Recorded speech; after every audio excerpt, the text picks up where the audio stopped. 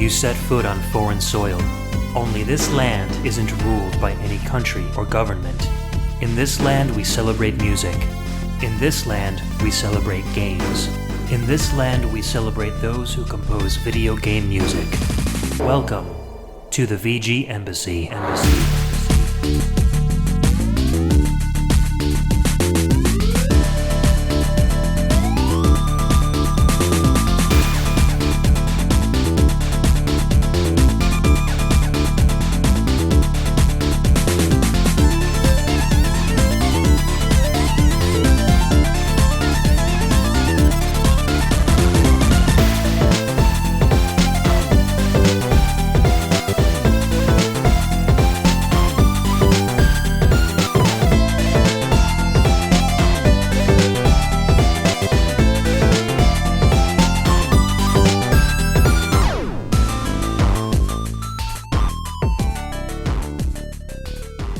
Welcome and thanks for tuning in to another episode of the VG Embassy. This is a show centered around video game music and the amazing online community of fans and podcasters that enjoy it.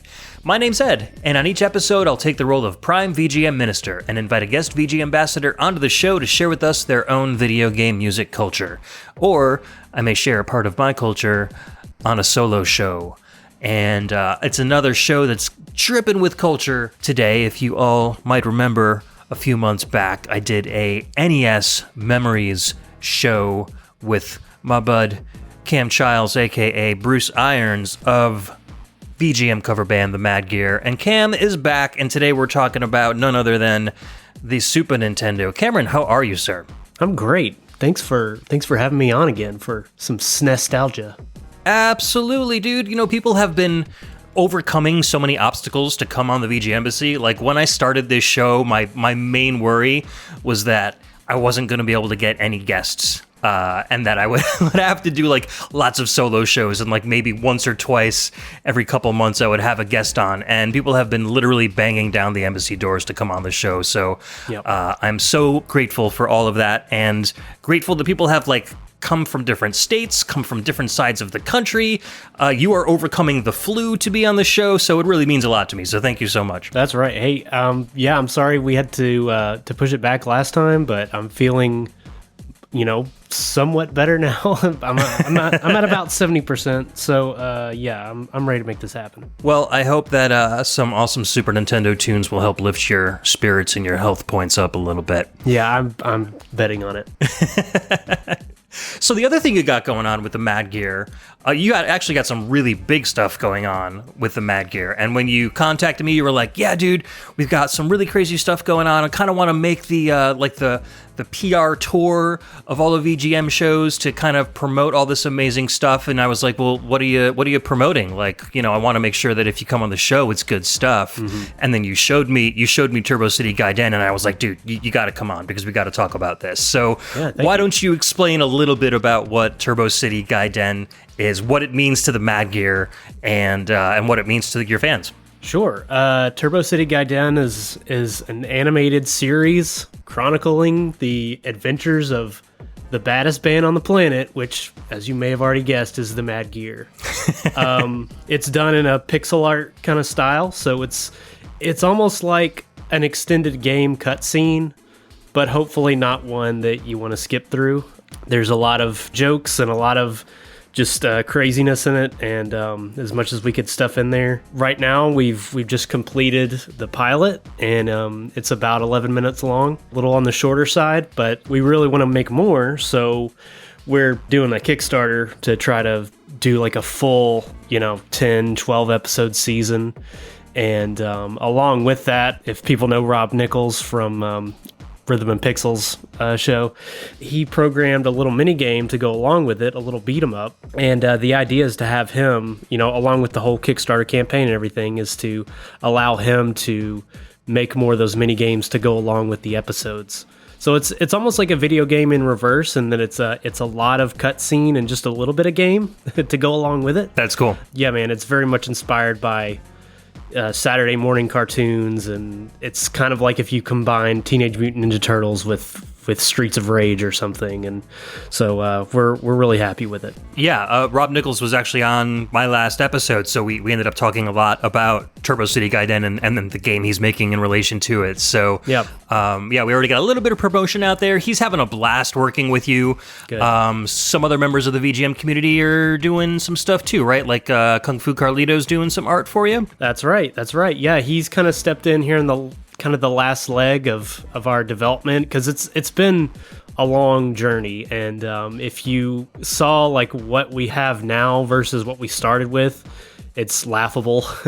And I mean, Carlos really made it look legit, as opposed to just, you know, me and a few other people like trying to make pixel art. He actually kind of knows what he's doing, and really gave it an edge that, again, makes it look like authentic and not like we're just playing around. So I'm really stoked on that.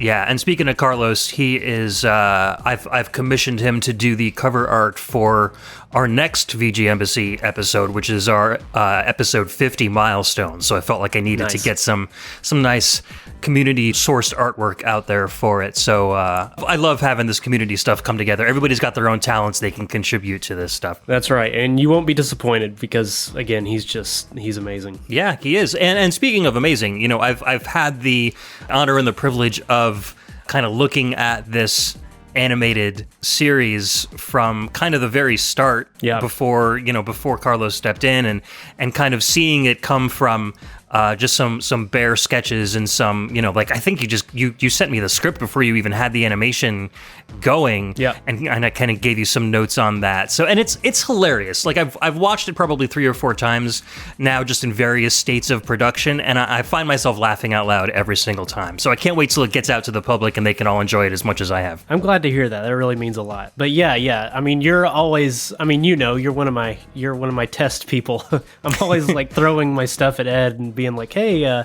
is this weird? Does this work or whatever? And you're always gracious enough to give me some time and kind of give me feedback, and I always appreciate it. So it's been even more so appreciated with this, and kind of hanging in there on such a long I mean, it's been about 18 months, 20 months maybe since we started the whole process. So it feels good to be kind of at the end of this portion of it, the end of the beginning. I'm so proud of you, man. Yeah. Same, buddy. All right, so we'll talk a little bit more about Mad Gear at the end of the show. You can, I think by the time the show hits, Turbo City Gaiden will be out, correct? Yes. Okay, so we'll have links for that in the show notes, and Cam will tell us all about how to go and find that at the end of the show. Getting on to the, as I like to call it, the meat and potatoes of the show.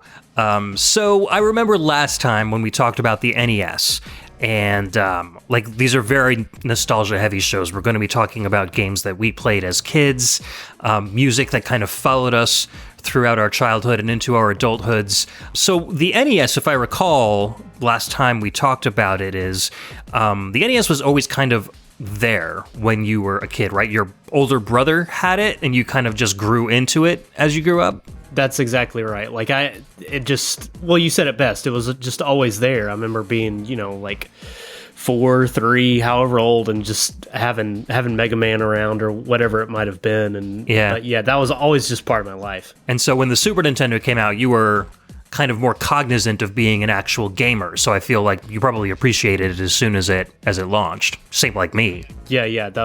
I was 6 when it came out, and it's the only system in my life that I got like around the time it came out. Since then, I've always been behind or have not gotten consoles at all, obviously. But yeah, that was when we got like the Christmas it came out, and I was hooked forever, pretty much. I mean, I'm still a SNES kid. So did you share a lot of the games with your brother like you did with the original NES? It was one of those things where we played a lot of Super Mario World together, and I probably mentioned on the other show he was big into cars, and so, you know, on the NES, Rad Racer and Rad Racer 2 were his things that I would play, but wasn't really my thing. So his was Top Gear. We never owned Top Gear, but it was really hard to get him. He just wasn't interested in playing that much unless it had something to do with cars. Yeah. So it really did become my system pretty I'd say within a year of having it, it was my de facto, toy, I guess. Oh, that's cool. Kind of presented to you as a sharing thing, but then he was like, you have it, whatever. Yeah, I don't remember it being a conscious...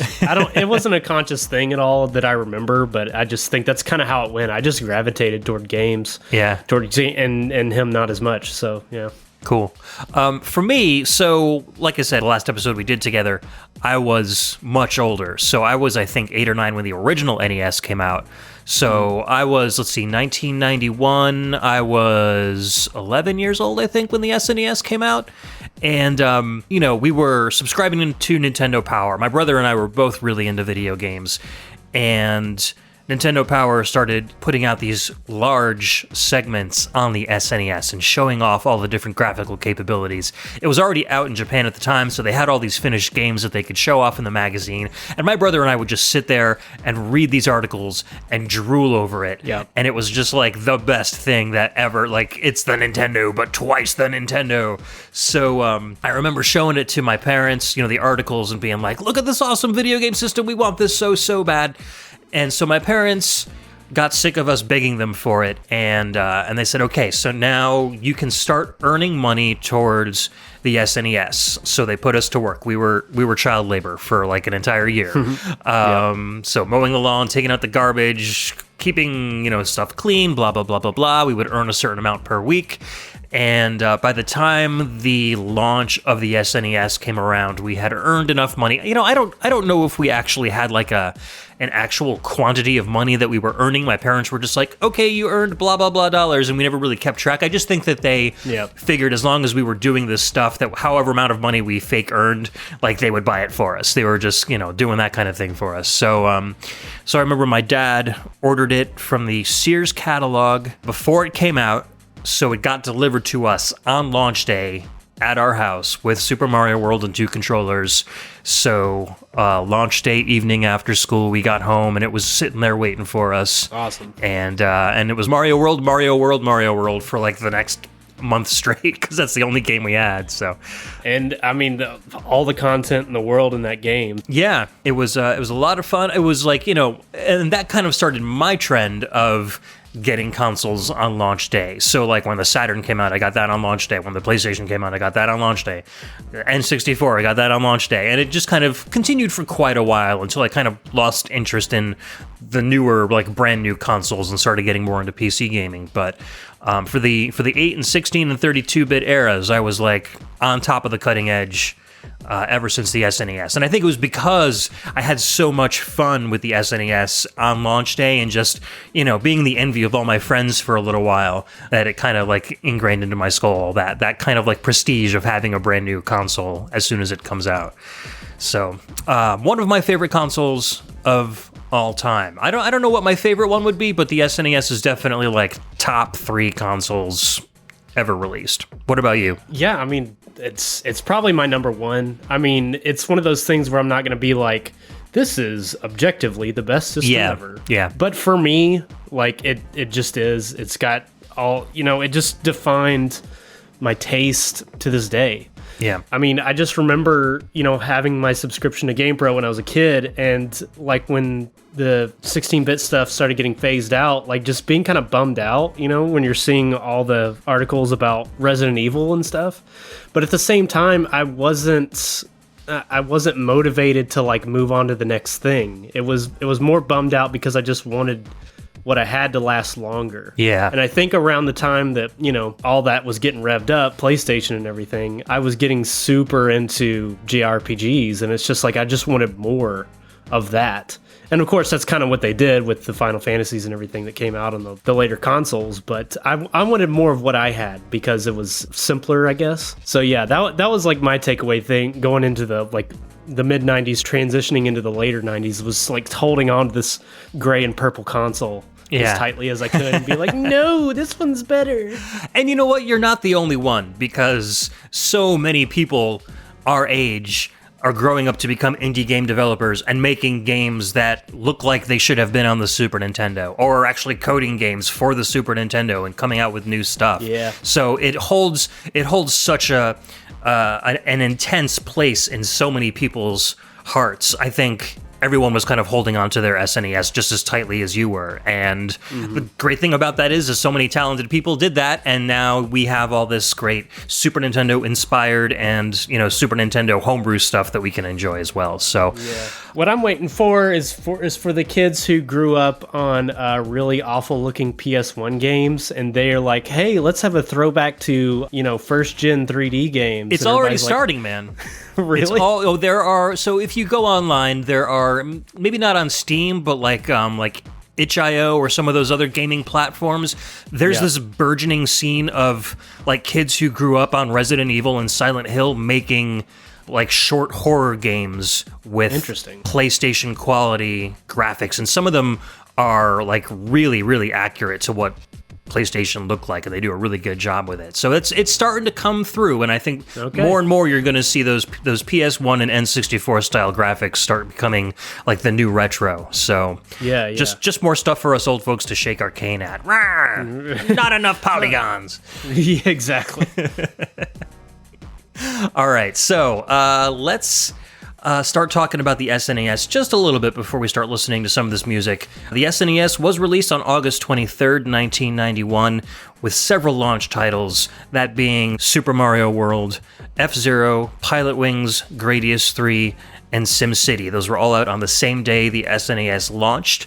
Of all of those games, I owned all but SimCity. So F-Zero, Pilot Wings, Gradius 3, along with Mario World, were all in my collection. I'm not going to play any music from those because I feel like the launch titles, I think we're going to do kind of what we did with the NES, it seems, you and I, because we picked a lot of games that are maybe a little bit more obscure, but maybe hold a special place so that we can kind of show other people maybe some games that they might not know about, because I've got a lot of games in here that are kind of not necessarily like hidden gems, but aren't as talked about as much as some of the other games that launched with the SNES. That was exactly my goal. So I'm kind of glad we're on the same page there, because, look, I've got so many good memories associated with Mario Kart, and there are tracks on Chrono Trigger that, seriously will, bring a tear to my eye. Sure. They mean so much to me, but it's Chrono Trigger and Mario Kart. If you don't know those soundtracks, then it's mostly because you're not super familiar with the scene.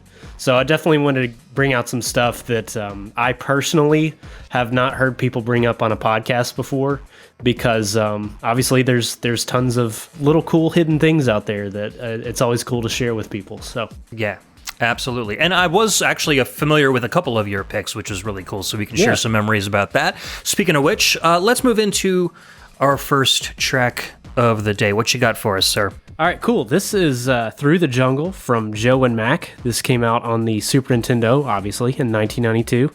Composed by Seiichi Hamada, Shinji Momoi, Takafumi Miura, and Seiji Yamanaka. All right, we'll be right back.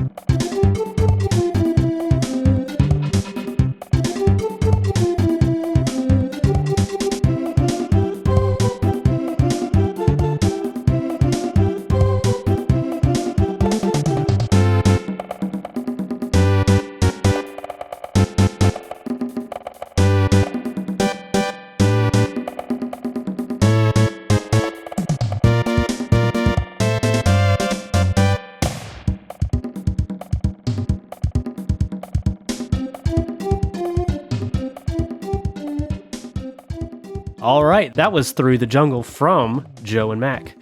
Released on the Super Nintendo in 1992, composed by Seiichi Hamada, Shinji Momoi, Takafumi Miura, and Seiji Yamanaka. Yeah.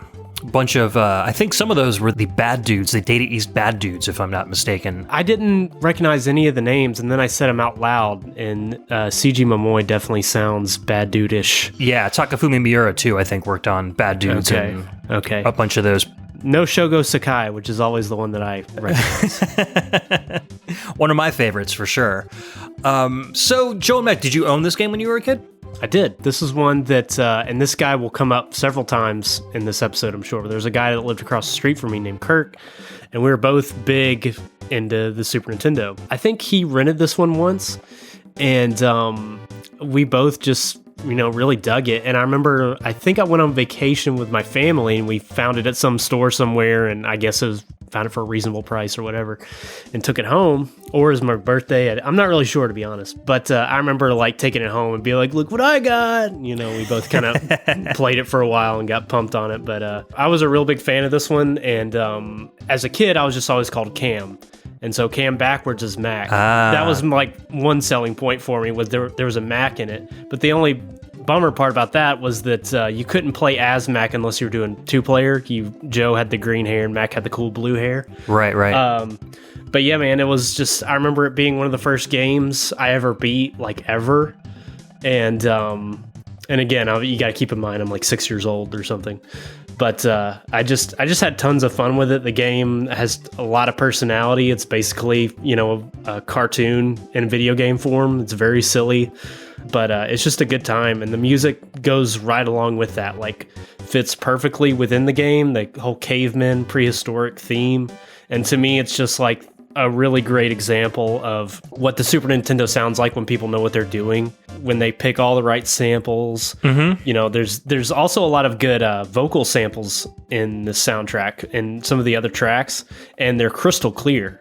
So it just really makes me think that the people, it's some of the bad dudes, right? But they really knew what they were doing, and it turned out great. Yeah, for sure. And so Joe and Mac are cavemen. I think the original arcade game was called Joe and Mac Caveman Ninja or something like that.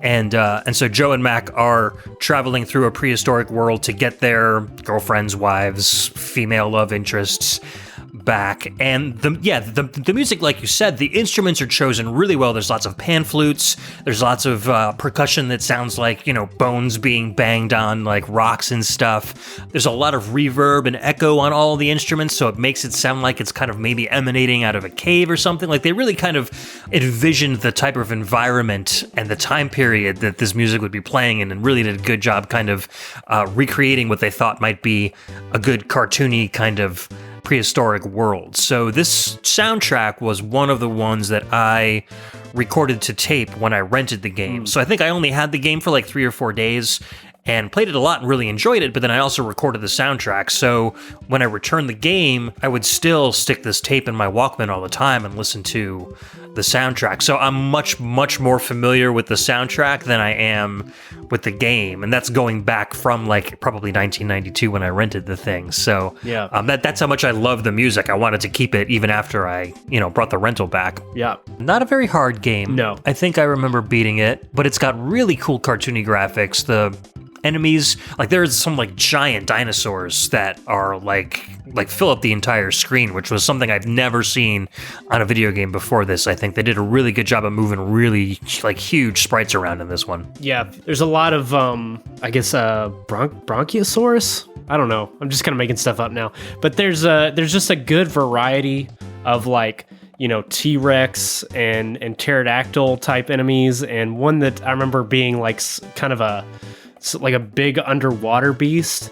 But then also there's this giant Venus flytrap looking boss. Yeah, I remember that. Yep.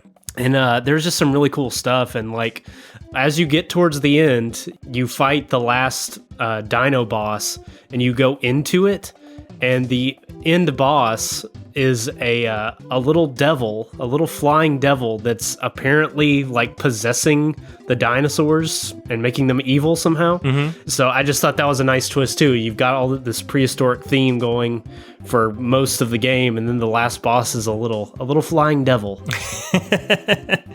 Totally throws you off, and kind of gives you the whole concept of what's been going on for the whole game, which is a cool little twist for sure. Yeah. The rest of the soundtrack is really good too. So if you're not familiar, listeners, with the rest of the music, find this online and give it a listen, because I think you'll enjoy a lot of it. There's, like you said, there's lots of like vocal samples, like grunts and haze, and like it sounds like, there's a bunch of cavemen actually playing the music while you're playing the game, and they're like, shouting as they're going through the music. So Yep. I had a lot of fun with it. It was a lot of fun. Yep. All right, so let's transition over to my first game, and this is literally the first NES game that I played aside from Super Mario World. So after about a month of having Super Mario World, I think my brother and I had pretty much beat it. We'd unlocked all the stuff. We were getting a little bored of it.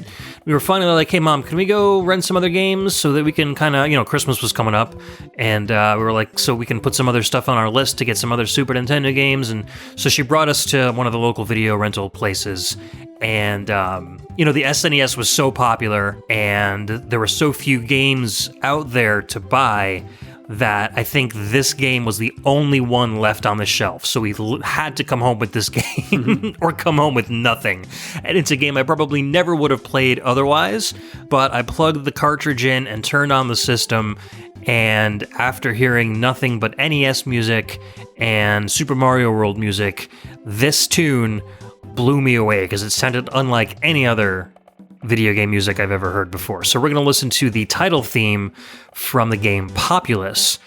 This came out September 30th, 1991, so just about a month after the SNES launched, composed by Kazuo Sawa. And it's a long one, but it's an enjoyable one, so strap in, we'll be right back.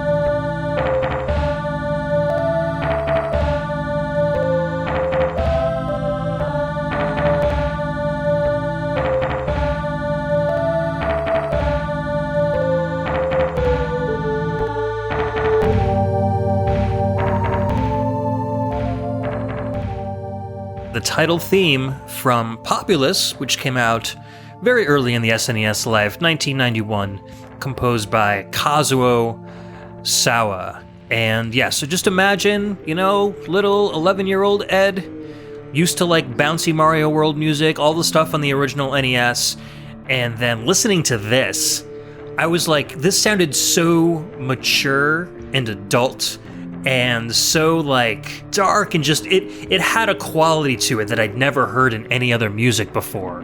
And I would just sit there on my bed and let this play and loop over and over again, because it's like 3 minutes long. There's like 4 or 5 different little movements that it goes through, so many different instruments. Like, it really impressed the hell out of me. And I wish at that point I had the ability to record music off of my Super Nintendo, but I was still, I think, using it through like coax or something at this point in my bedroom configuration. So I was never able to capture it until like ROMs and stuff started coming out, and then I was able to find Populous again and get it to a point where I could actually record it and listen to it. But what did you think of this one? It was intense and very dark. Yeah. And to me, this almost, I'm like, is this why Ed is into industrial music? Like, it was just like,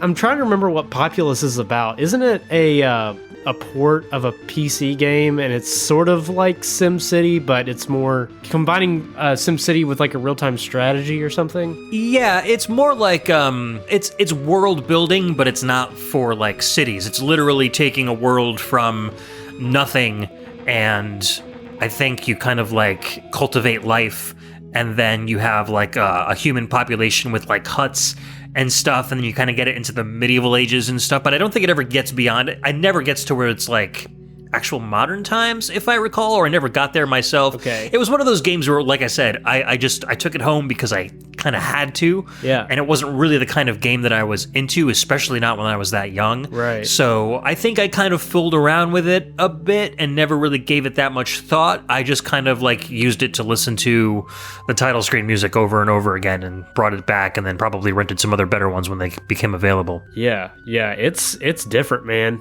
Did you already say on the show? I mean, you said it to me, but this was the same guy that did some of the Kunio-kun music in Double Dragon 2? Yeah, Kazuo Sawa. He composed the River City Ransom soundtrack. He composed Double Dragon 2, a lot of the Kunio-kun games. So I think Crash and the Boys, who did the soundtrack to that. And those are all very like rough and tumble, like urban sounding soundtracks. And then here he is, you get a completely different side of him with this soundtrack too, which is, I think, a really cool thing to kind of show off on the show. I'm sure he was an adult already, but I think this is when his dad yelled at him, and he went into his room and said, "Well, you know what, Dad? I want to compose this." Yeah, I mean, it's like I said, it's intense and like dark. I just wasn't expecting it. So I threw you off your guard, huh? A little bit. That's cool.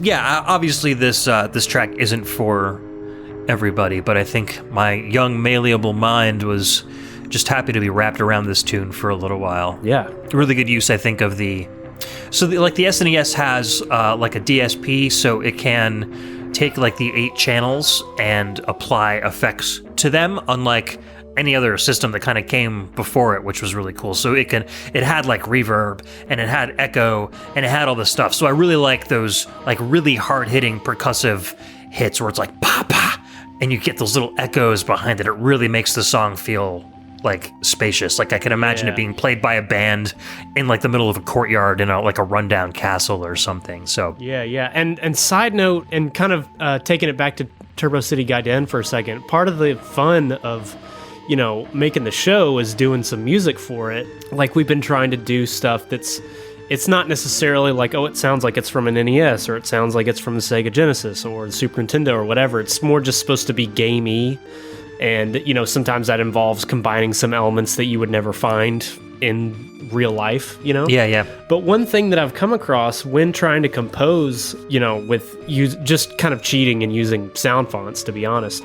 But one thing I was like, it's still just not quite hitting right, is I finally found somebody who'd made they're called these like VST plugins. Mm-hmm. So like little virtual instruments. And one of them was a virtual effect, and it was literally a Super Nintendo reverb. ever since then, I throw it on everything because it takes it from sounding like okay to something that sounds like it's coming out of a Super Nintendo. Like it just, it really does the trick. And it's only now, I'm well into my 30s, and it's just like, oh, that's the Super Nintendo sound is reverb. Like, you could say that people overused it, but I mean, that was one of the signature things, was just that it had, that kind of a lot of the composers ended up using that kind of cavernous effect. And like we were saying on Joe and Mac, it's the same thing. Like they really went to town with it and used it to really enhance what was going on. Exactly. Hey, so you know what? Maybe 30 Turbo City Gaiden episodes from now, if the boys find themselves like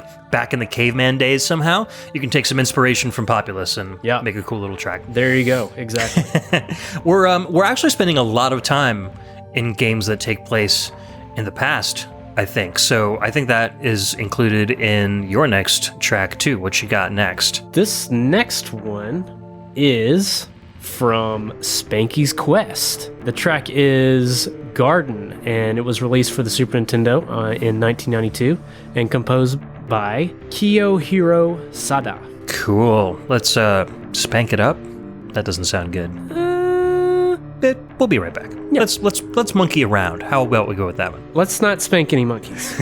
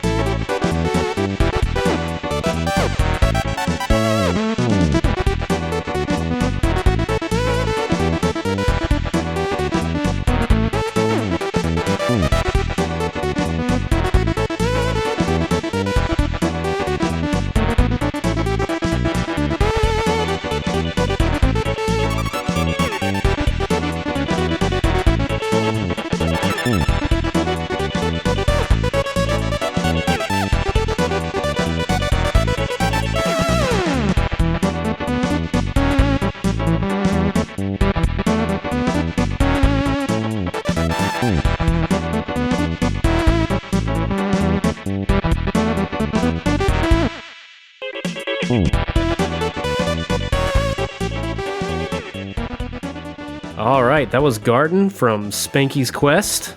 That was released on the Super Nintendo, of course, in 1992, composed by Kiyohiro Sada. Damn, man, this was great. I was impressed. Yeah. This is kind of like an undiscovered gem for me, anyway. I love that warm bass tone, and it had a really, really nice, bright lead keyboard. So the combination of the two of them made for a really cool, like, sound. You got a lot of high end and a lot of low end, and it really made it feel like a really big song. Exactly. And this was one that, like, I mean, I loved the game as a kid, and then, as an adult, as I'm getting more into the whole soundtrack part of it, there's some you'll bring up and be like, I remember this being cooler. Spanky's Quest was not one of those. Like the soundtrack, I was like, this is way better than I remember. A lot of people, when they think funk and video game music, it's usually Toe Jam and Earl. And granted, this is a much different, it's a totally different type of funk. Like it's way more high energy. But to me, it's almost like underrated in the sense that I don't ever hear anybody talking about it. But then again, Toe Jam and Earl was a much bigger game. This is definitely my favorite, but they're all this level of quality. There's no duds in the soundtrack at all. Man, it's just those solos are so good, and you can really tell it feels like full band kind of. Like as you say, there's the that nice bass tone and the key solo or whatever the composer might have been imagining there. But then there's also like it sounds like a horn line in the back, and like guitar, of course. That I like the little breaks, like the little stops and stuff. There's a couple of just like really nice moments with the solos where it's very sprinkly, like kind of stuff. And man, it's just so tasty. I really dig this soundtrack. Totally agree. And I think, soloing, I think, was pretty common on NES tracks. You don't hear them as often on SNES tracks for some reason, I think. Maybe it was just the way that, composition happened on the SNES. It was harder to really get a good kind of improvisational sound. But that's what really kind of perked my ears up when I started, like that B section came in and he just started going crazy with that keyboard. I was like, whoa, this is something that you don't hear that often. Yeah. Really impressed me. So this had a really good combination of really nice groove up front and then a really good melodic section at the end. And if you're saying that the rest of the soundtrack sounds like this, I've definitely got to go check it out. Yeah, definitely. I'd say this one's got the most like New Jack Swing kind of feel. Like it's definitely up, like the tempo's pretty fast. But I mean, it just goes well with the game in general. The game kind of has this super bright look to it. There's one stage, or I guess theme of stages, that's sort of like a neon city. So you can kind of see, that this kind of music with that kind of vibe going well together. For sure. Just to describe a little bit about the game, and of course you've played it more recently than I have, I think, at this point. But you're a little monkey. You've got these little magic balls that you kind of spit out, and you can bounce them on your head to kind of change the type of ball that it is. And none of this makes any sense, I know, but it's how the game works. So basically you shoot this little ball out of your head. If you don't bounce it at all, it's a baseball. If you bounce it once, I think it's a few soccer balls. If you bounce it 3 times, it's a volleyball. If you bounce it 4 times, it's basketballs. Depending on how many times you do that, that's how you defeat enemies, is by hitting them with these balls or whatever. So yeah, I feel like an idiot trying to explain this, but that's what the game is, and you're killing fruit along with that, so yeah. Yes. It's interesting. I always thought that, I've heard the name of the game, but I never actually, I don't think I voluntarily saw any gameplay or anything like that, so I always imagined this game as being more like a Super Mario Brothers adventure, or like Donkey Kong Country or something. So when I started playing it, it had a very kind of bubble bobble feel, where you're enclosed in an area. There's a lot of platforms, and you can kind of jump up and down through these thin platforms, and then enemies are running back and forth, and your goal is to defeat all the enemies to be able to get to the door at the end of the level, or like, hidden somewhere on the level. You can kind of go back and forth as it, it's not really linear. But yeah, you shoot out this ball, it goes in an arc, and so you kind of have to be below the enemies, and kind of when you press the attack button, the ball kind of goes up and then kind of falls in front of you in like a rainbow kind of pattern. And then, so you really have to kind of time your attacks, and if the enemies are going fast, it gets really kind of hard to hit them. So the whole bouncing thing, like, I was able to make a baseball, but I couldn't figure out how to get anything more powerful than that. So I got through like the first few levels or so, and I was kind of digging it, but I didn't have a lot of time to play. But I think based on what you said about the music and learning about that there's some other gameplay elements that I wasn't aware of, I think I'm going to go back to this one and see if I can get a little bit further in it. Yeah, man. Yeah, I think you might get an hour or two of enjoyment out of it. It's definitely a very different game. Very, very cool. All right, well, let's go to the other side of the SNES for a moment. From a really simple kind of 2D game to the Super FX chip, and a soundtrack that's really good that not a lot of people talk about, and I think it's because this game gets really kind of dumped on a lot. Yeah. And maybe deservedly so, I don't know. But we're going to listen to Sunset Valley from Stunt Race FX. This came out on the SNES in 1994, composed by Shinobu Amiyake.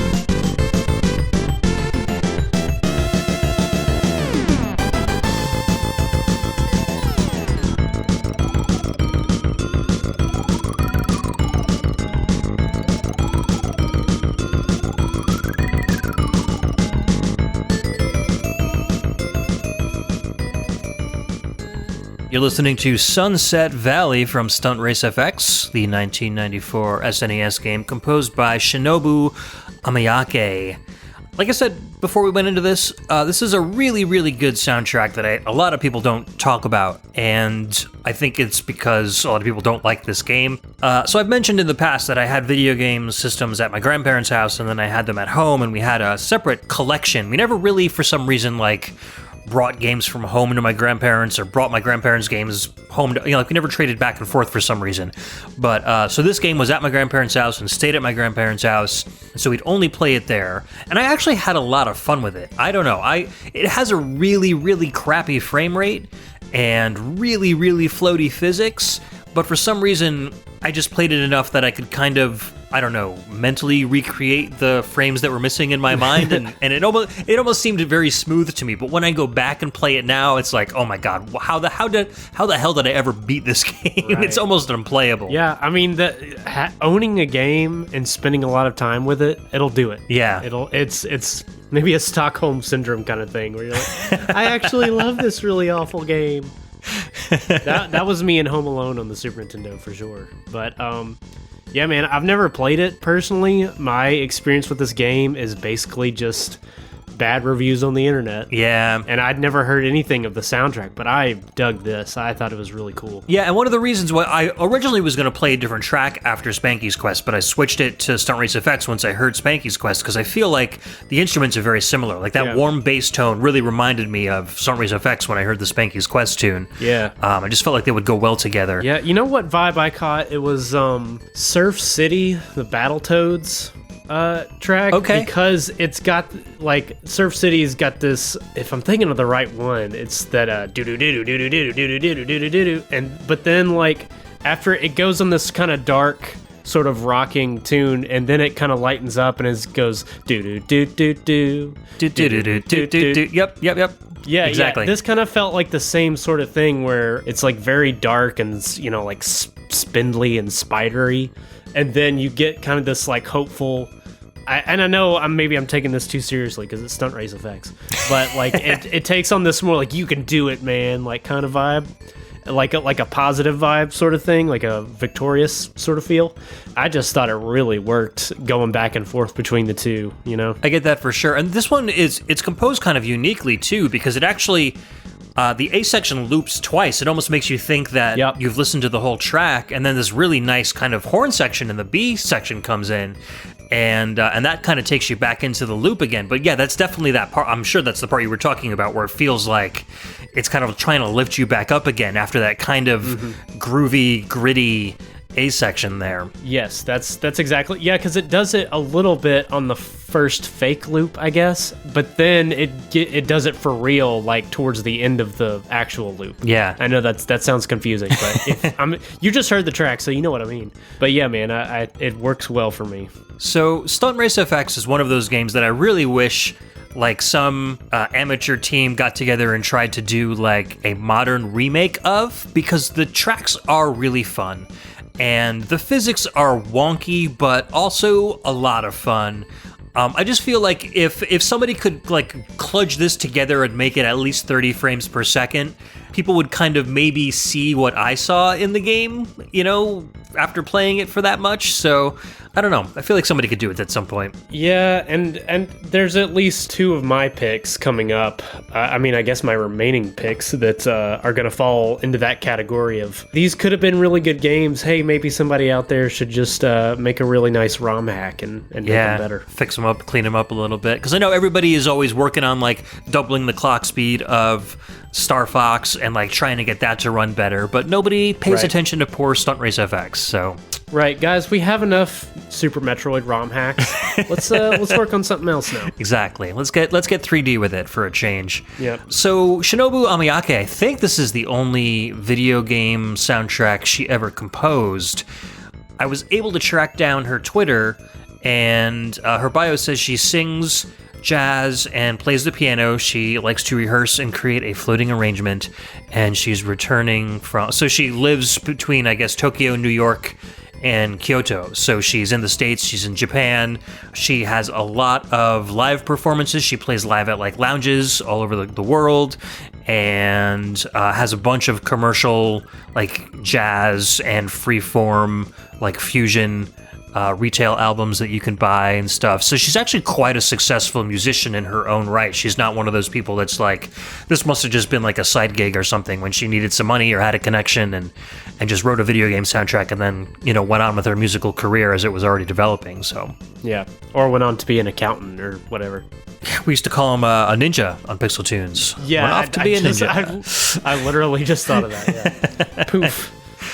Boom. All right, so I am all done with Stunt Race FX. Do you have any quality titles coming up you'd like to share with us? Well, the title I'm about to share is not one that you would call quality, but I'm going to share it anyway. This is from Skulljagger, Revolt of the Westikins. It's released on the Super Nintendo in 1992. The track is Warehouse, and it was composed by David Hayes. This is a game about Mick Jagger's undead evil twin, right? That's exactly right. Perfect.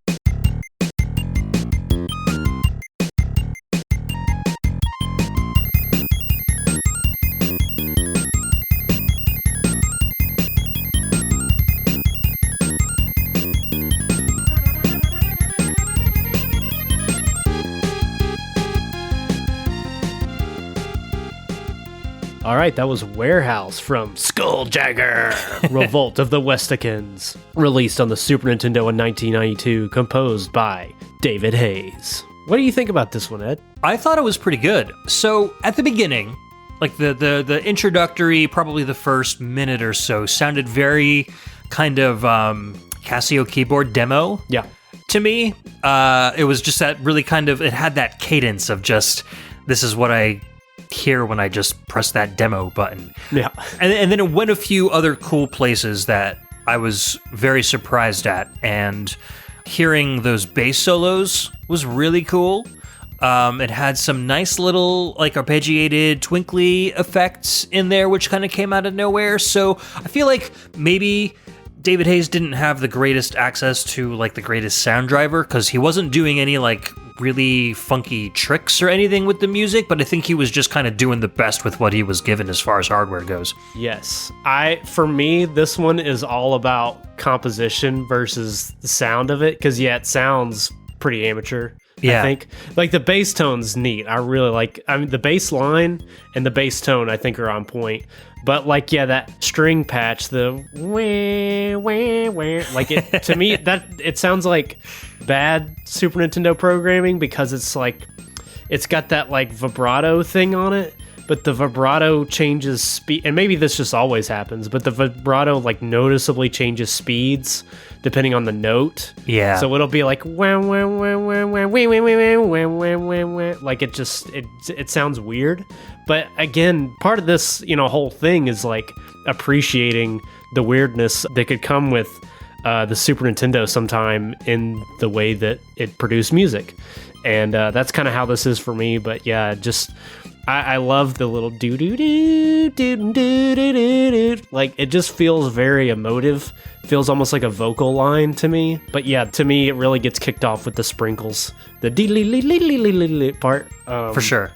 Yeah, there's a lot to appreciate about this, even if in a way it's kind of like cute because it's a little amateurish.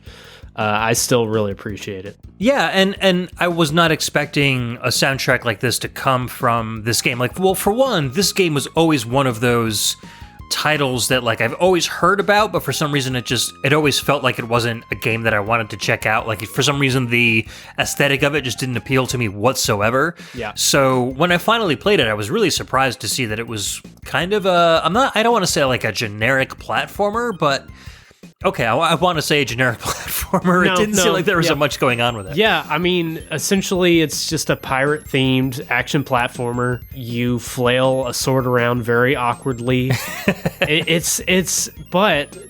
don't know if you ran into this part in the game, but the gimmick is that you can get these power-up, I guess, chewing gums, and they're different fruits. We're going back to fruits again. If you got the grape, you could like spit out little seeds at your enemies. Oh, okay. There's one, I think it was the apple, that if you get it, you would like bounce around the screen uncontrollably, destroying everybody. Wow. There's another one I think it was strawberry, where you get into like a giant bubble and just bounce around, destroying everybody. There's one that would make you float.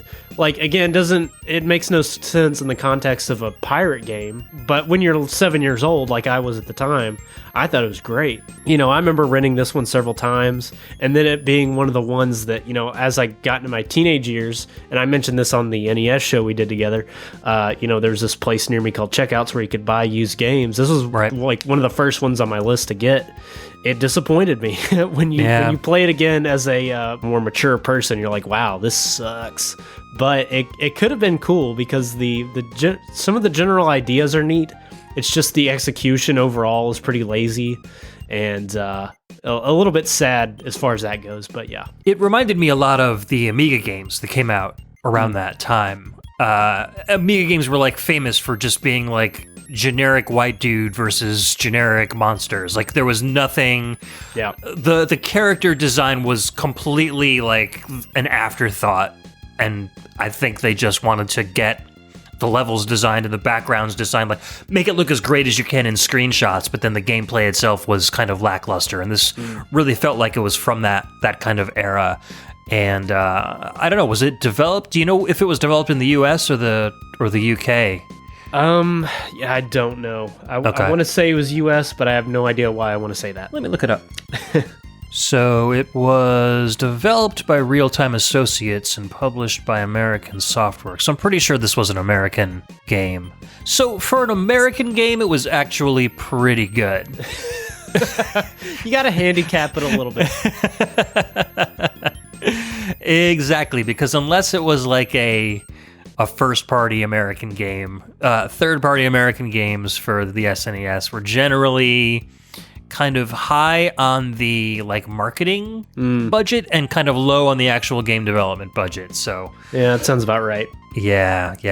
A Bubsy kind of situation. Exactly. So this is a game that's probably more worth checking out for the soundtrack than the actual game, huh? Yeah. I would check out, if you can find a quick review of it. It's again, the concepts are kind of interesting. And you'll be like, oh, that's something I've never seen in any other game. But I wouldn't say it's worth playing. I say this is somebody I can see it right now. It's sitting on my shelf because I can't sell it for anything but $4 or whatever. So I'm just like, I'll keep it. I wonder if they figured, like, if the game got really popular and, like, started selling out like crazy, if they were going to, like, kind of parlay it into, like, Skulljagger gum, like, start selling merch. Yeah, well, that's the thing, man. I'm pretty sure, I remember hearing or reading somewhere that in the instruction book, it really goes to town with the backstory. Like, maybe there was a comic book that came with it or something, something like that. There was. I remember reading a Nintendo Power article about it, and it had excerpts from the comic and like all of the backstory. So, yeah, you get all of this exposition, and it's like, all right, now it's time to play the game and actually experience these people you were talking about. And you're like, oh, this is kind of lame. Yeah, so, exactly. Build up to a letdown. All right. Well, I've got a game coming up that's infamous for its amazing music and its really good gameplay, so we can lift our spirits up a little bit with Karudo from the game Darius Twin. This was released on the SNES in 1991, composed by Norihiro Furukawa and Kazuyuki Onoe of Taito's Zuntata.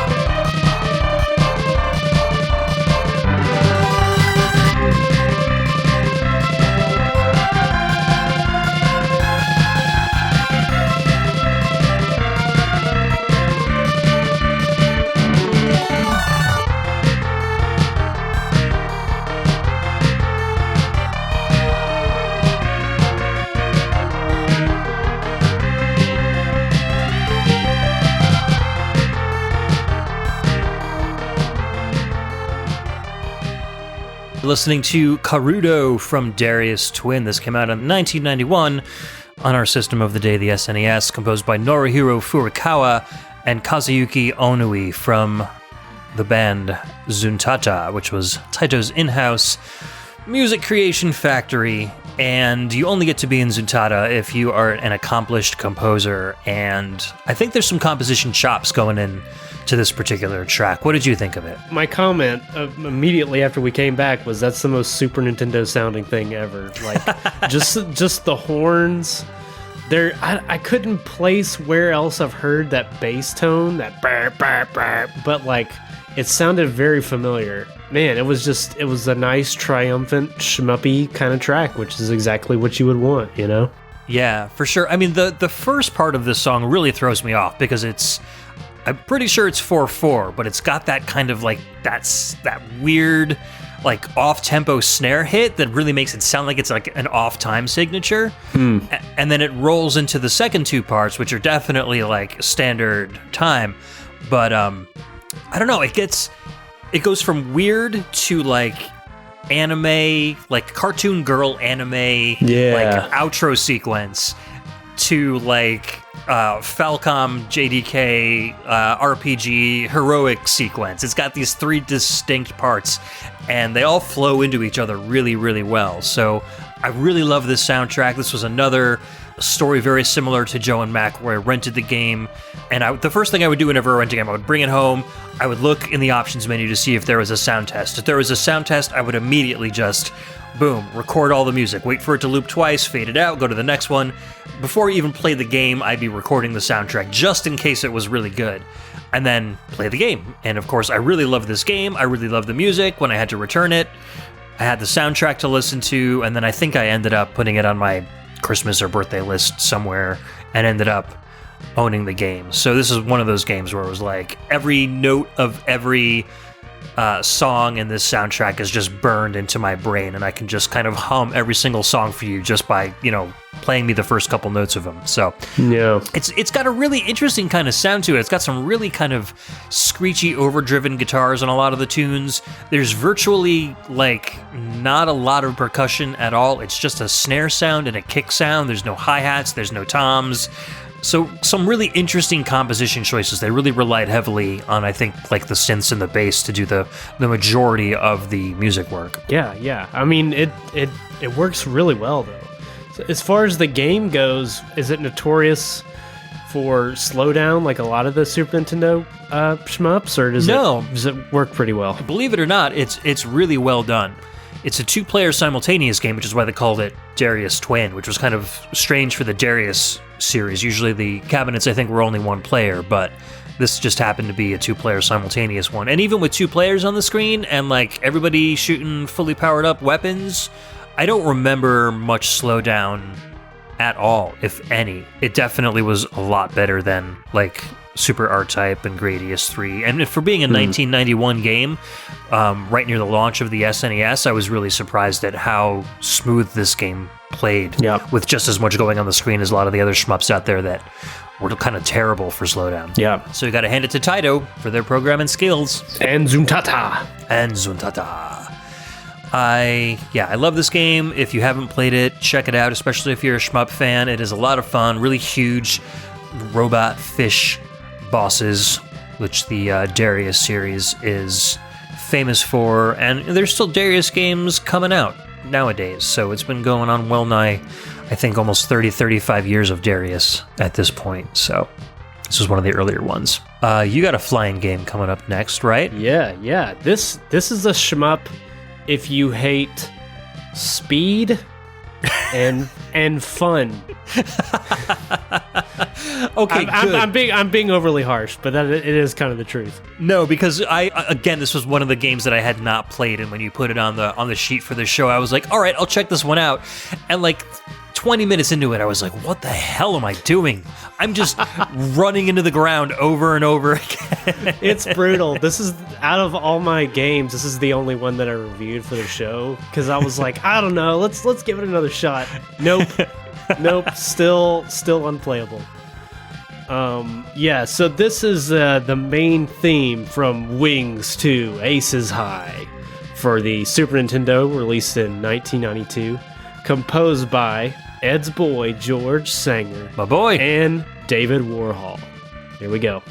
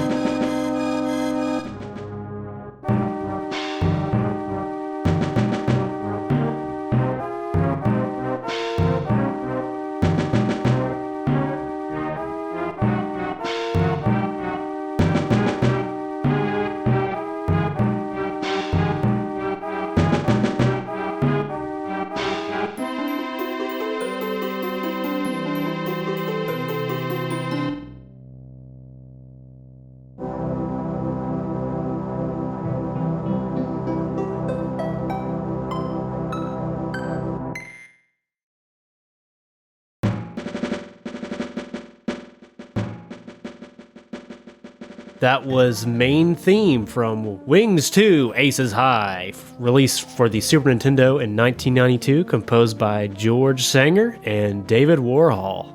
Ed, I know when it comes to both gameplay and music style, neither of these are really your cup of tea. But I feel like, I do want to talk about the gameplay a little bit more and explain, why I'm a little bit mean to it. But also, I do think there's something to be said for the quality of the composition. This game is as close as you can get to a flight sim, on a 16-bit console, I guess. Yeah. It's takes place during World War I. You fly a biplane. And part of the reason why I was obsessed with this game as a kid was I had maybe a year or two where I just loved biplanes for some reason. Interesting. If you had asked me, I'd be like, oh yeah, I'm obsessed with World War I, when really I knew next to nothing about it. Other than I liked biplanes, and I know who John Pershing was. But I just thought they looked awesome. I remember making, doing the models at the kitchen table and putting those together and putting them on my shelf and stuff. But the soundtrack really, which I should say, this main theme, it kind of samples several of the gameplay themes, which I think is nice. Oh, okay. Because it almost smushes them together in an orchestral suite, sort of. So I thought that was a cool idea.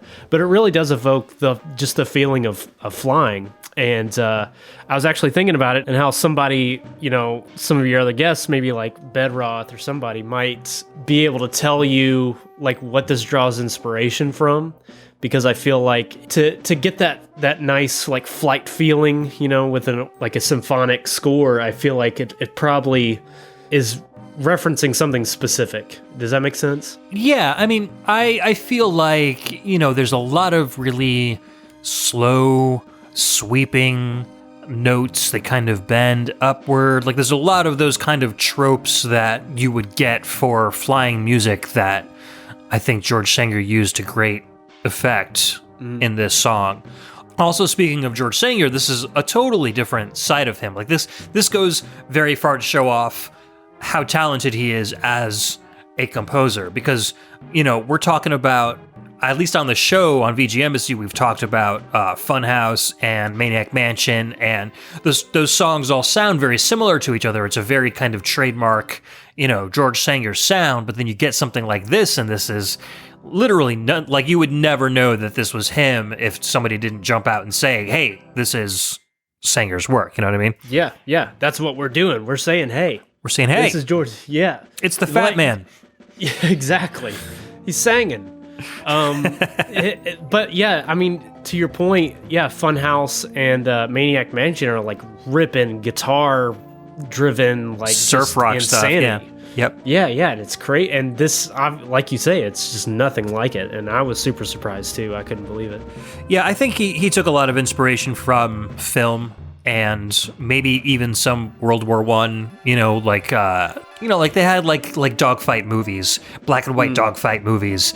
That took place around World War I, like Red Baron and all that stuff. So this sounds like, and I'm not familiar with those soundtracks, but it sounds like what I imagine the music in those movies would be like. So I wouldn't be surprised if Sanger didn't go take a look at those movies and go, okay, this is the kind of music I need to compose. Yeah. And then, put something on the Super Nintendo that sounded very similar.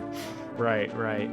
So to talk a little bit more about the gameplay, it's fairly close to what I imagine what flying a biplane would be like, which is kind of slow. And really hard. Yeah, and hard to steer and hard to not crash.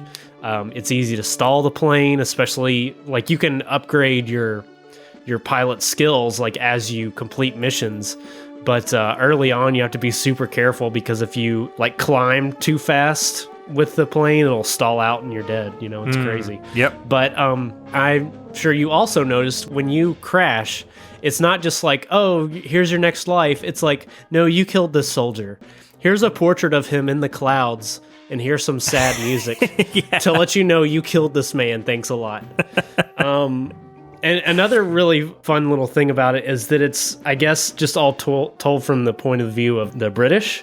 So, a lot of there's little descriptions before every level that's just I saw him flying through the clouds. I'm gonna shoot him down and get back for tea or whatever it is. Yeah. And it's just, again, it's all very British. And when I was a kid, I didn't understand that, but now, like, seeing some of that and like hearing it in my head with a British accent, it's just kind of funny. But there's 3 different types of missions. There's dogfights, there's bombing missions where it's like, bird's eye view and you're just trying to hit targets directly below you.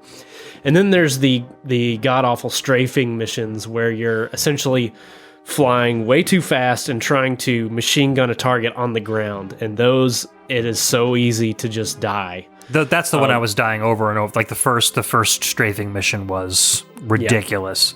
Yeah, I've never figured those out, Maybe one day I'll try to find a Let's Play of somebody who knows what they're doing. But as on the surface of it, it's definitely a pretty difficult game and frustrating. But again, along with that, I feel like the music really stands out. And to me, this is like, as far as the orchestral stuff goes, a really good example of something that just hits me right in my nostalgia heart. Like it's very Super Nintendo. It has a lot of similar vibes as Final Fantasy IV, I feel like some of the harp stuff and the string stuff. It sounds very similar. And it's so lush, and I just really appreciate it. I just feel like it's just well done. I'm not sure like how the composers went about like getting their own instruments and stuff, but I do feel like Nintendo probably offered several default instrument packs. Like when they like gave developers their SNES development kits to make their games, they were like, all right, if you're doing symphonic music, here's this instrument set. If you're doing rock music, here's this instrument set. If you're doing whatever.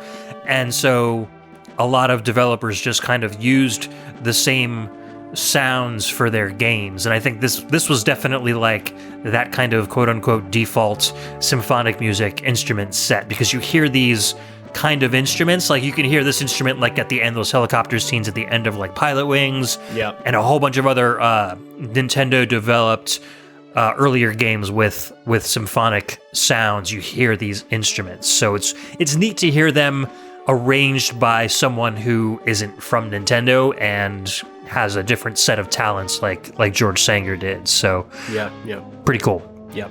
Also, the production on this game is really good. Like the art is incredible. The colors are very unique. It's not a color palette that I recognize from any other game.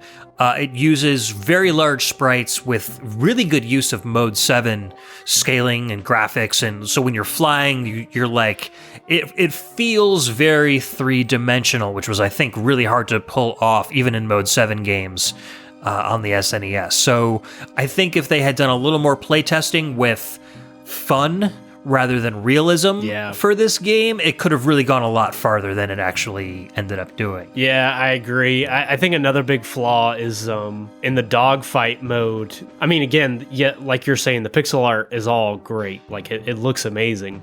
But you can't see where you're firing because your own plane is in the way. Yeah. So there's just a lot of little things like that just never, could have spent some more time being developed and, might have been a better game.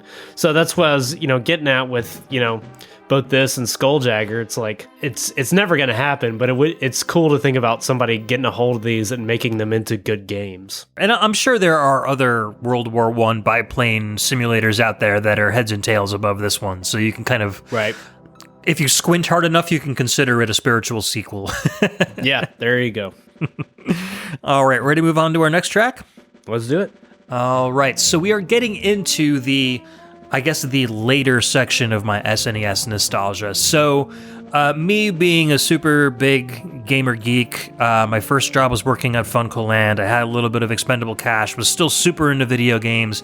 I ended up getting myself a what's called an SNES copier unit, and specifically it's called the Super Wildcard DX 2, and it's a giant kind of box that you put on top of your SNES, and it's got a floppy disk drive on it.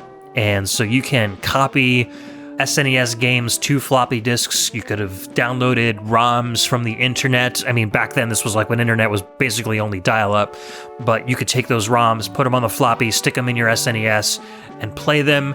And so I started getting into import games. And so I have a lot of nostalgia for some of these import games. Some of them had fantastic soundtracks. So the first one we're going to listen from is the player select theme from Sengoku Denshou, which was a port of the Neo Geo Sengoku game with a completely different soundtrack. So this came out on the Super Famicom in 1993, composed by Osamu Kido and Takeshi Sakamoto. And Cam, if you haven't heard this one yet, I think you're really going to dig this one. Can't wait.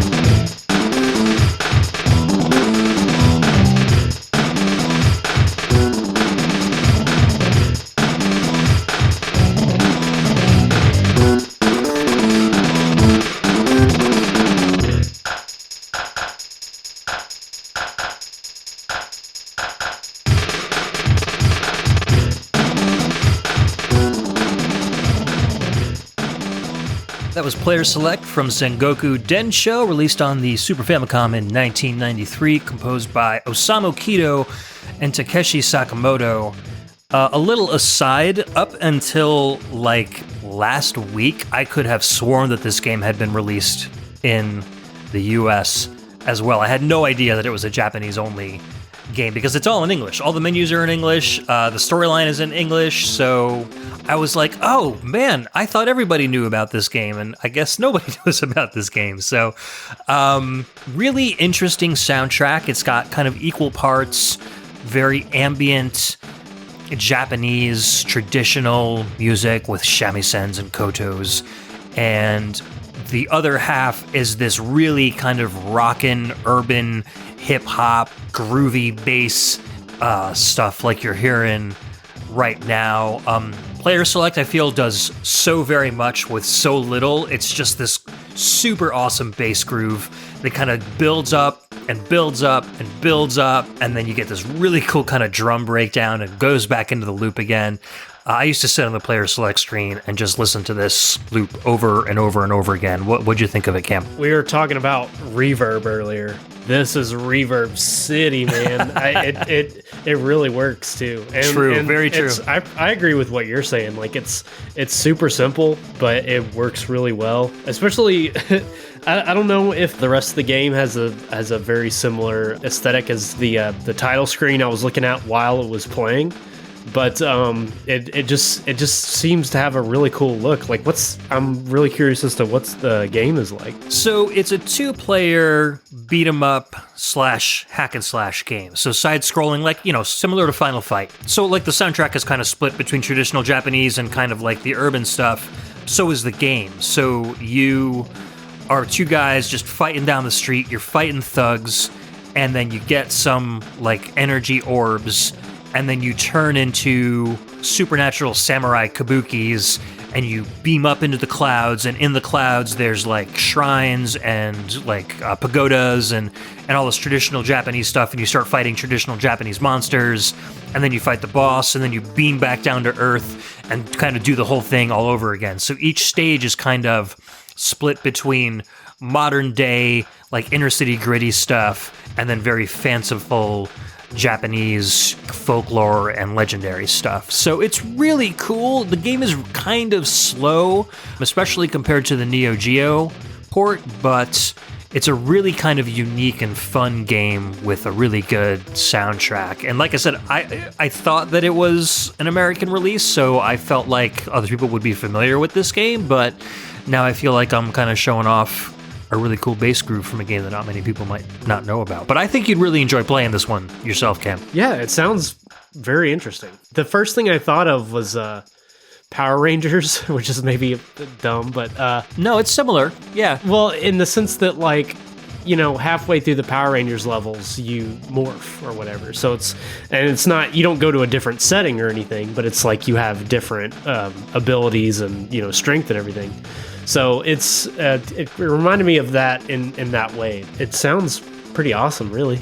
Yeah, if you can get over the slowness of it and just kind of enjoy the environment and the tunes, I think you'll get a lot out of it. It didn't get very good reviews when it got released, which is maybe why I didn't end up coming over here, but I think it aged pretty well. I think it does a lot of cool things with the artwork and the pixel art that are maybe weren't appreciated as much back in the day. Yeah. So let's move on to something completely different. What have you got next? All right, this is my last one. This is Title Theme from Ken Griffey Presents Major League Baseball, released on the Super Nintendo in 1994, composed by Chris Jojo, Paul Tong, Matthew Cannon, and Tim and Jeff Fallon. What? Yes. All right, let's take a listen. Here we go.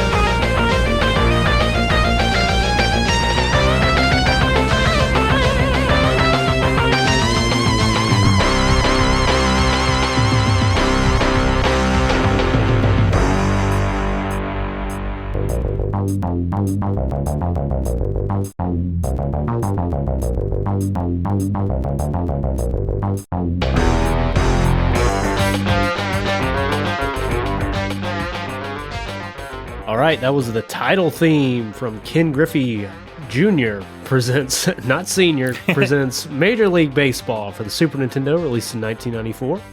Composed by Chris Jojo, Paul Tong, Matthew Cannon, Tim Fallon, and Jeff Fallon, the Fallon Bros. I always laugh when I see all the composers that worked on this soundtrack because I think there's just as many tracks in the game as there are composers. Like they each did one, maybe?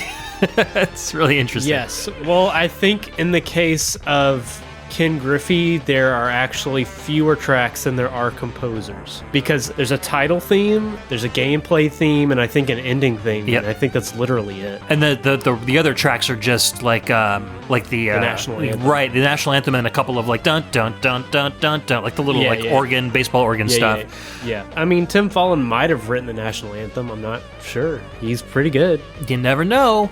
You never know. This particular track, I'm pretty sure, is Jeff Fallon. Pretty sure. It's got Tim Fallon elements. It feels to me like it's a Jeff Fallon track where Tim Fallon came in and was like, oh, yeah, I'm going to help you out with this transition here. Or, oh, you need a little extra, like, oomph on your solo here. It's got some, like, Tim Fallon-esque stuff. Yeah.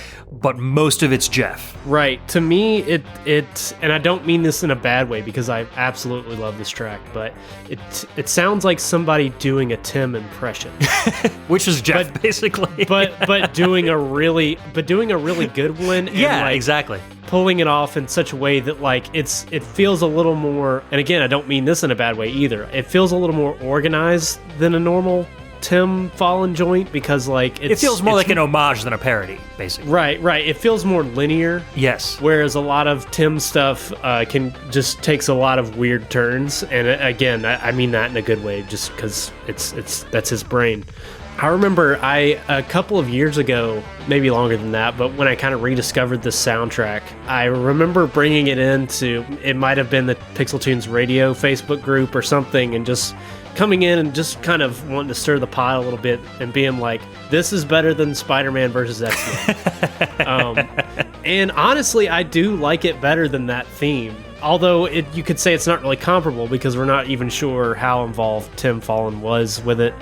And I don't know if Jeff Fallen, did he work on Spider-Man and X-Men? Or yeah, that was a collaboration too, I think. Okay. Yeah. So it's sort of comparable, but the riff, I just love it. It's so noodly and like weird. It's hard to count along with it because like when it starts over, it's not in the same beat every time or something. Interesting. Like I've never like mapped it out or anything. It doesn't function in a predictable way.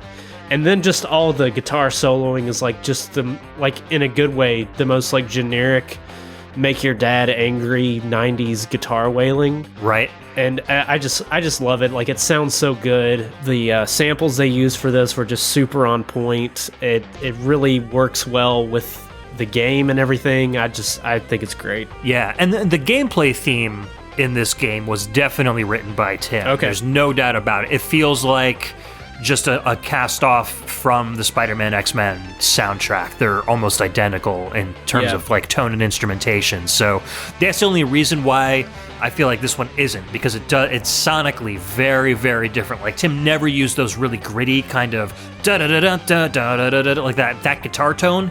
Mm-hmm. It's not him. He was much more for the rounded and more kind of like refined tones, I guess, when he composed his music on the SNES. So, and then I know the stuff that Jeff wrote was a little grittier. Chris Jojo did a lot of the music for like the Spider-Man beat 'em up games, like Spider-Man Maximum Carnage and stuff. Like he did a lot of those, like where he reinterpreted like the those Green Jelly rock songs. Okay. So that's kind of like Chris Jojo's guitar riff style. So I don't know if they all collaborated together or what, but so this title theme could be one of a whole bunch of different collaborators and or individual composers. It might remain a mystery forever. I'm okay with that, but again, I feel like it functions pretty well. Oh yeah, for sure. And unlike some of the last two games that I've brought up, I feel like Ken Griffey Jr. is one of the more solid titles on my list in terms of gameplay. It's just a really good baseball game. It's easy to pick up. The computer will make you wish you'd never been born. Like it's not really winnable. but that being said, as a game to play with your friends, it was really great. And as a kid, being at least somewhat interested in baseball, it was perfect for me too. So I had never played this game before, and as I did with the other couple games that you put on here, I decided I'd give it a shot. Started a single exhibition game. I was the Yankees. I picked the Mets. I was like, we'll do a Subway Series. Sure, why not? I started off on defense pitching, and before I could even get an out, the Mets were already up 5-0. Wow. I was like, what is going on here? Wow. And then when I started actually batting, like I literally had to start swinging before the pitcher even let go of the ball. They were going so fast. So I was like, wow, this game's got quite a learning curve to it. But I feel like if you were playing against another player, like a human player, you'd probably have a lot more fun. Yes, and that's where I remember having fun with this game, because I think there was literally one time I won a game against the computer, and it was 2-1. Wow. Like... it was. I remember it being very intense, or I could just be making it up. I'm not really sure, but the difficulty was pretty absurd. But again, I do maintain that even if once you got the hang of it, even if you were losing, it was still fun. I'm sure you saw some of the animations, like when you strike out or whatever, the batter's like breaking the bat over their knee, being like, "Oh, come on," or whatever. It was fun stuff. That was a pretty good impression. It sounded just like that too. Yep, it remains in my head forever. I bet. So let's move on to our last track of the day. We're going to listen to the Super Famicom exclusive Super Bomberman 4. This is the multiplayer battle track from that game. This was released in 1996, very late in the SNES life, composed by, who else? Jun Chikuma. Be right back.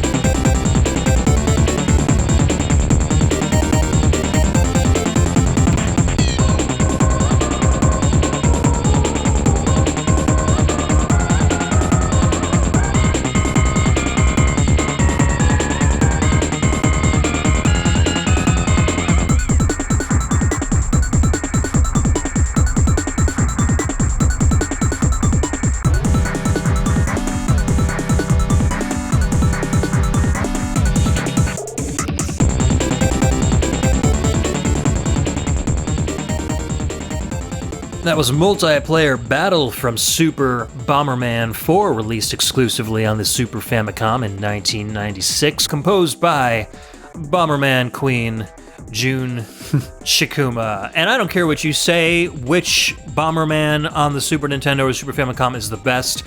Super Bomberman 4 has a freaking amazing soundtrack, and I think of all the multiplayer themes in all the Super Bomberman games, basically Jun Chikuma just remixed the same melody over and over and over again.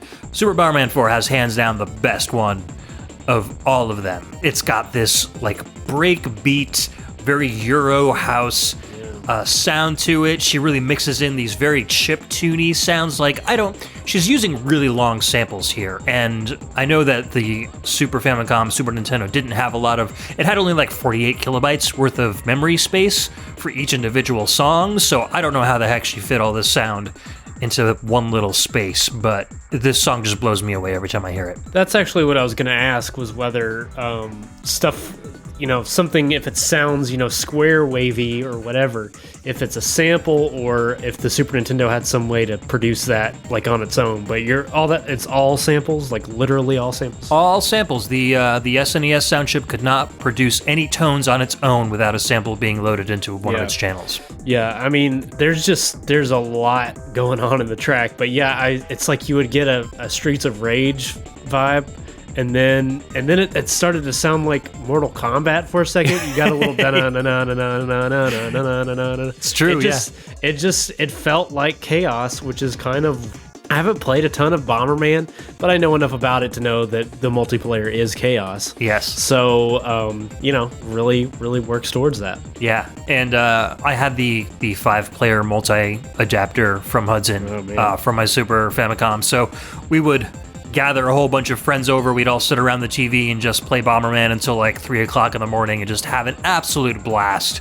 Yeah. And we'd start with the original Super Bomberman and then go to 2 and then go to 3 and go to 4 and then I think 5 was the last one they made for the Super Famicom.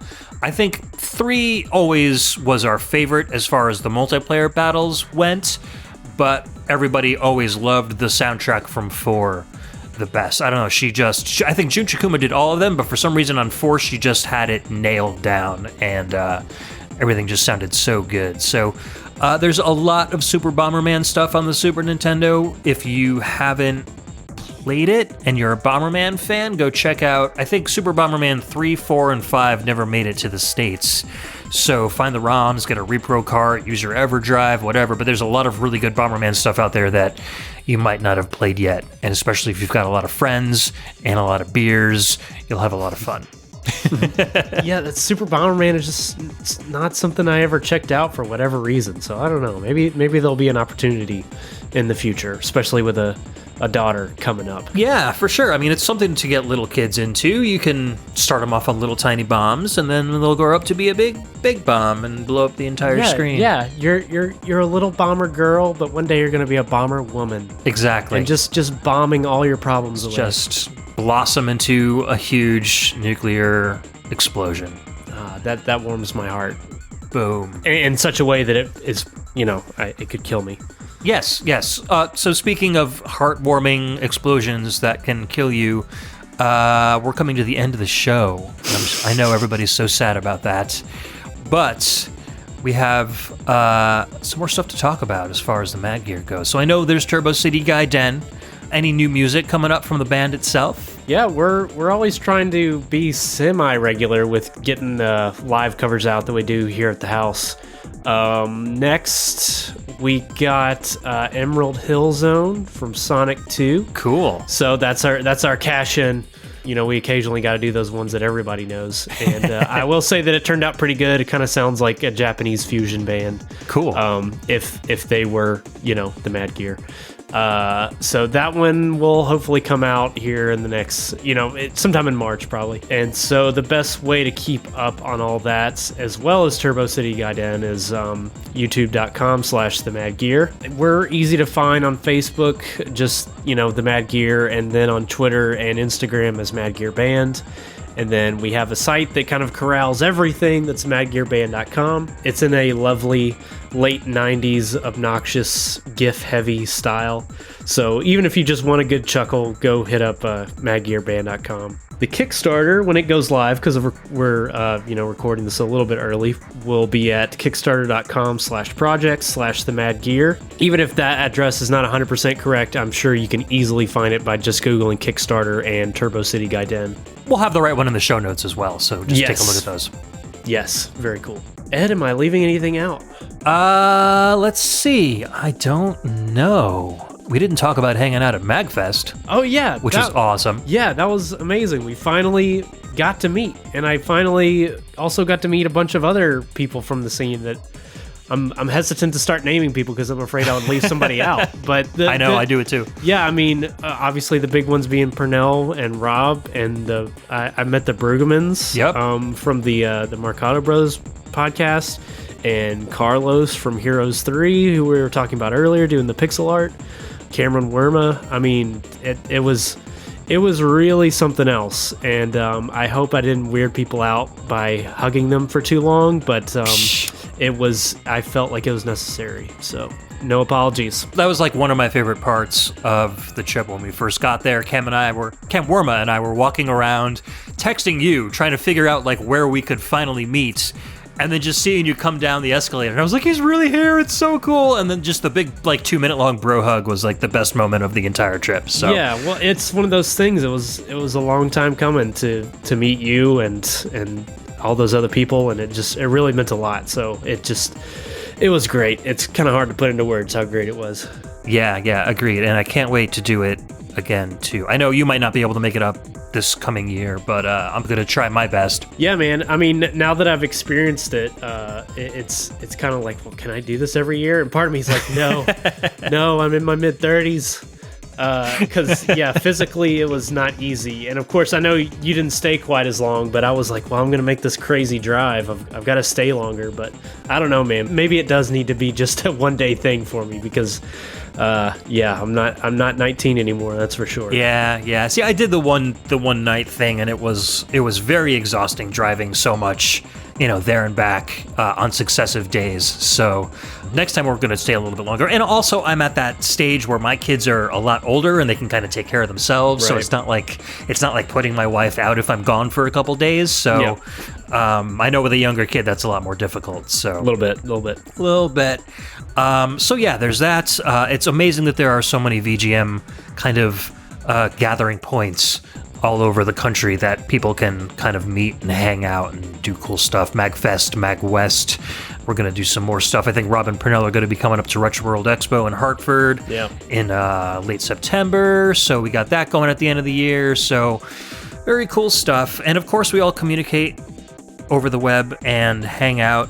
Speaking of which, as I usually do at the end of the show, you can hang out with me at thevgembassy.com, or head over to the Facebook group at facebook.com/groups/thevgembassy, on Twitter at the VG Embassy, Instagram at the VG Embassy, or if you go to thevgembassy.com, you will see a link to our Discord server, which I guess is the most active. I think everybody hangs out there when they can. So head over to the Discord, you'll be able to join that.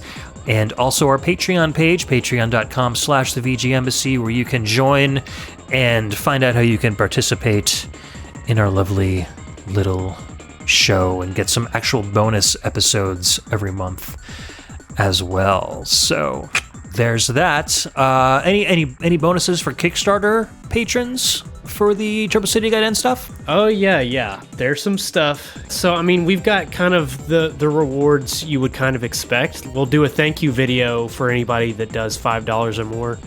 But then we've got, like a download of the series, download of the soundtrack. As you get higher up there, there's some physical stuff like, the whole series on a flash drive. We're going to have a couple t-shirt designs. We've got a couple limited ones where we'll design a sprite for you. Oh, cool. And the highest one, and it's limited to 10 because this is going to be hard to pull off, but we're confident we can do it, is composing a theme for you so that you can have something to play when you bust in on the bad guys and something to strike fear in their hearts, Nice.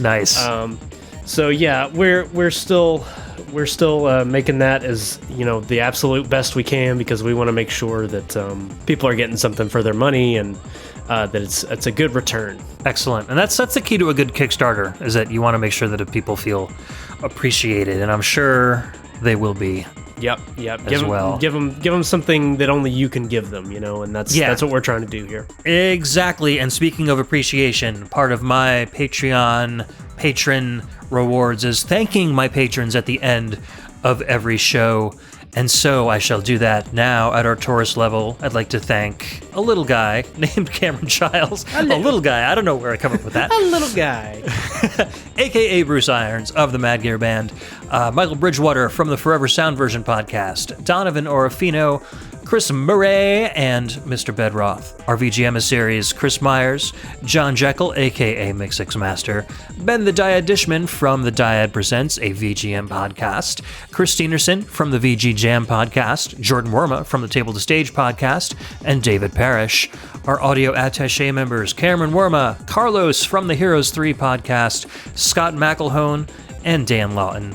Our new special agent tier, Volts Supreme, who's got a new VGM show that's kind of coming out in limited run. He's calling it, let me see if I could find the title. I think it's Volt Supreme's Dream Stream Machine is what he's calling it. I like that. He's doing little vignettes of synth-based VGM, so keep on a lookout for that one. Muddle Madness and newcomer Ryan Steele, who is actually a game composer himself. And so he asked me to talk a little bit about a new game called Catlandia Crisis at Fort Pawprint, which is out right about now at catlandiagame.com. And it's this really adorable little turn-based RPG for PC, which is looking really, really fun. And his music is really, really cool. Very warm tones, very kind of playful, very cat-like. So go and check that one out too. And as usual, our VG ambassador, the patron saint of VGM podcasts, Alex the Messenger from The Messenger Presents, a VGM Journey podcast. Whew. So, Cam, thank you so much for hanging out, talking about the SNES. I wish you much luck with the Kickstarter and all of your Mad Gear stuff for the rest of the year. Hey, thanks so much for having me on and being patient with my illness and everything. No worries, man. Yeah, it's always a pleasure, and there's nothing better than just talking some video game nostalgia stuff. So here we are. 100%. That's why I started the show. And so next episode is going to be our landmark 50th episode show. And for that, like I said, I've got some custom art coming from Mr. Carlito, Kung Fu Carlito. and special guest Utopia Nemo, who has been very active in the VGM community, but very not so active as far as being on podcast goes. So we're going to do a fun show where we're going to talk about some of our favorite back issues of video game magazines and play some tunes from the games featured in those mags. So that should be a lot of fun. So keep on a lookout for that in 2 weeks, and we will see you next time. Thanks again, Cam. We'll see ya. Yep, see ya.